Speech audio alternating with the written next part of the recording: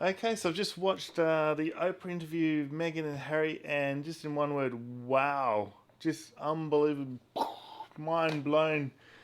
Totally changed my perspective of the dynamic, what was going on. Um, Basically, uh, Meghan, through, over the past couple of years, has been portrayed as, the manipulator and the strong one, and Harry being the weak-minded one. And also, I got this impression because I trusted the opinion of the royal photographer. Can't remember his name. Old guy. And there's one that was talking to Camilla about Prince Philip's condition, and he basically said that Prince Harry's dumb. I'm not kidding you. He basically said he's not too bright. But Prince Harry comes across very bright and articulate in this interview. Geez, I tell you what, there's going to be a lot to unpack here. I'm not going to be able to do it tonight, but I'll do a few little points because some points still concern me. Because basically, the whole interview they're saying that they left England because of the security arrangements and not getting help because Meghan wasn't coping very well. And one thing I take issue with was they talked about the baby photo because that was my crux. That I didn't like how they handled the whole baby photo thing, the tradition. And Oprah, to her credit, brilliant. She dug when it needed to be dug into a little bit more, and so she sort of she didn't let Megan off the hook here, which I thought was really good because I thought it was just going to be just a whole wanking piece basically of of just blowing sunshine up her ass, but no, it turned out really well. So brilliant, absolutely brilliant interview. Oprah, well done, Oprah. So the baby photo, yeah, the baby photo, because Megan made out that she didn't want to do the baby photo because she was scared of Archie's protection, and I'm thinking because there was rumors that that Megan Archie wasn't going to be a prince and so forth, and he wasn't getting any protection. But I'm thinking, hang on a minute, Harry still has protection, so Harry's going to be with you with the baby. So that just didn't fly with me, saying that was the reason why she didn't do the baby photo. So I'm sitting on the fence here because there's still some unanswered questions here. But in general, my perception is totally flipped about who the dynamic of the relationship. I always thought that Meghan was the controlling one, and it looks like Harry's the protector. But maybe Meghan plays that damsel in distress role. I don't know. There's some cracks. There's some cracks in her story.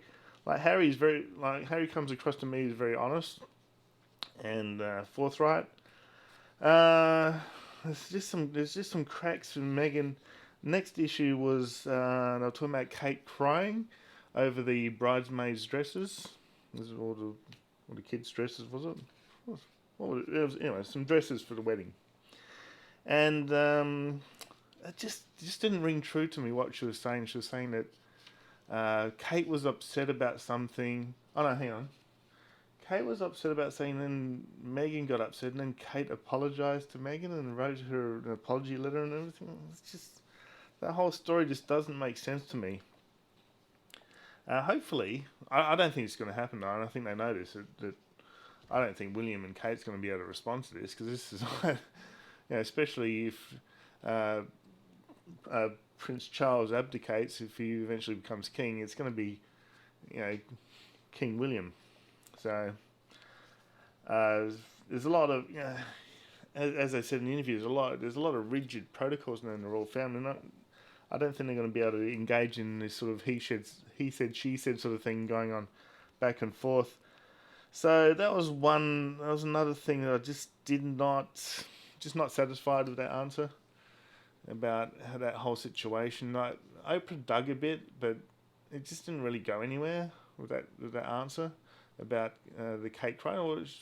One thing is she did admit that Kate was upset, and when Oprah asked why was Kate upset, it just sort of stopped there. It just we didn't get to the bottom of that whole flow of what actually happened in that incident. That was a big incident. So It's good to know that actually incident wasn't made up. It actually did happen.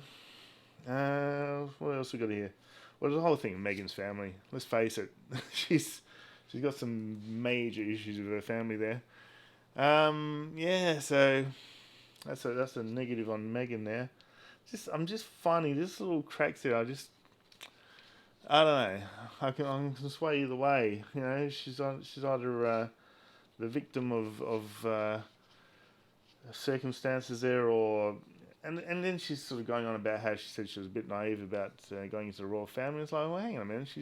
She promotes herself as being a strong woman. What, surely you'd do a lot of research on this sort of thing. You'd ask, and early on, people were warning her about marrying Harry. So anyway, love's like that. You just do stupid things. Staff bullying, of course, they didn't talk about that because that happened after the interview. So that's another aspect. It's a whole another can of worms. Oprah right at the end was saying that there's another special coming up as well. So hopefully in Australia we get that and we can see that. I'll look through my TV guide and see if that's coming up as well. But it's basically all I could do at the moment because I'm it's getting a bit late here. I'm thinking I need to look through it properly and really hone in on some points as well. It was very, very, very interesting interview. I sort of thought it was just going to be rubbish, that interview, but it was really, really good how Oprah dug into the whole dynamic of the family or the firm, and yeah, just was really. I was riveted. I was thinking, gee, it's been 2 hours already. I was watching it. It just didn't seem like 2 hours. It was really, really, really well done. One of those, like, when you see a good movie and you're watching it, sort of thinking, oh, this is a 3 hour movie, man, I'm not going to make it. And it just, time flies. Time flies when you're having fun. Yeah, so what else was there? Well, I just sort of jotted down some points on my pad here just to talk about a few things, but that's probably enough for now. But yeah, the other thing I wanted to talk about was they going on about the security in Canada and everything, how they had to sort of go it on their own, and I can understand that. I think there was a big row.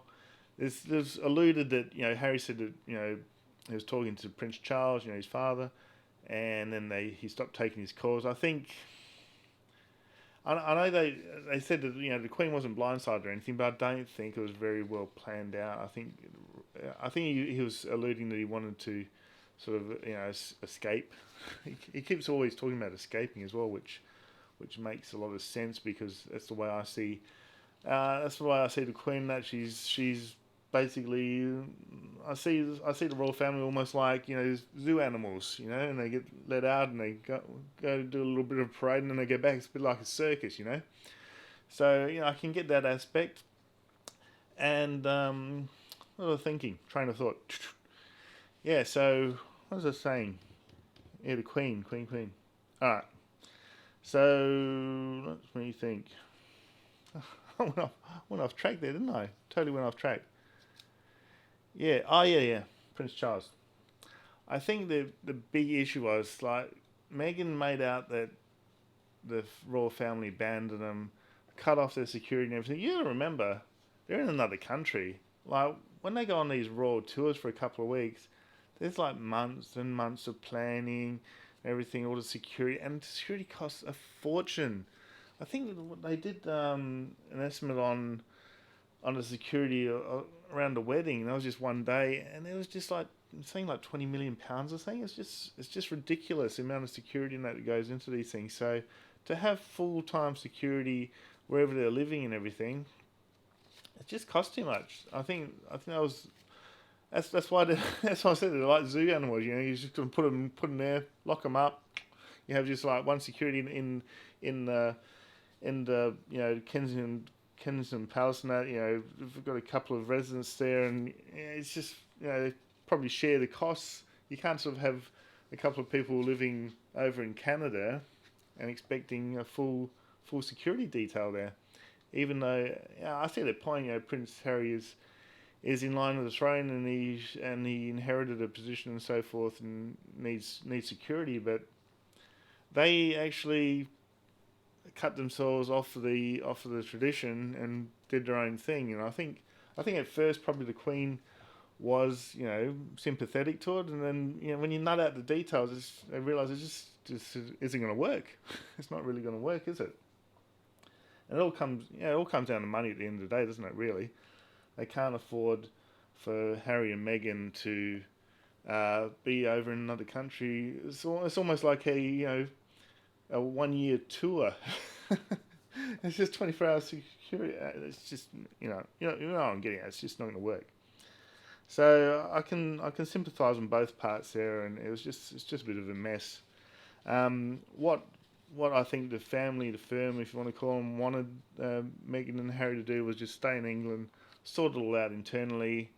That's what the royal family does best. They sort it out all internally.